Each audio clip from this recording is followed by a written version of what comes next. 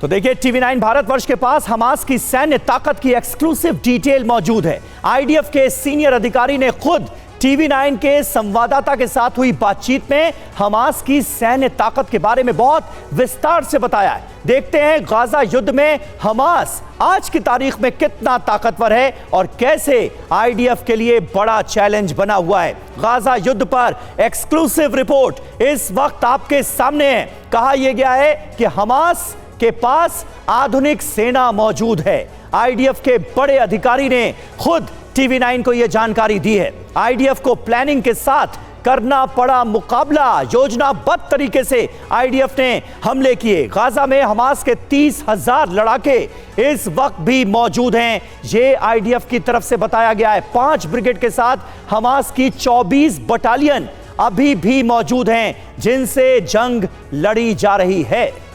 और इसके अलावा हमास के पास लड़ाकों की 140 कंपनी है। इस पर हमास को लेकर आईडीएफ दावा कर रही है। हर ब्रिगेड के पास अपनी एंटी टैंक मिसाइल है, जो कि एक बहुत बड़ा खतरा ग्राउंड ऑपरेशन में भी है। इसके साथ ही स्नाइपर्स और इंजीनियरिंग यूनिट भी है। सभी बटालियन के पास कई कमांड सेंटर और सैन्य बेस हैं। तो आईडीएफ की तरफ से कई बड़े दावे किए गए हैं। एक्सक्लूसिव बातचीत में जो TV9 भारतवर्ष के साथ की गई, हमास की दराज तूफा बटालियन सबसे ज्यादा खूंखार है। इस जानकारी को भी शेयर किया गया है। बिल्कुल, तो देखिए, हमास को लेकर आईडीएफ की तरफ से जो दावा किया गया है वो अपने आप में चौंकाता भी है। सीधे आपको गाजा बॉर्डर लिए चलते हैं। विपिन चौबे हमारे साथ इस वक्त जुड़ चुके हैं, स्क्रीन पर नजर आ रहे हैं। विपिन, जरा बताइए, सरेंडर नहीं करेगा हमास? 72 घंटे में जंग का अंदाज बदलता हुआ नजर आ रहा है और आईडीएफ ये मान रही है साफ तौर पर कि अभी भी हमास के अंदर दमखम बचा हुआ है। ये बड़ी बात है।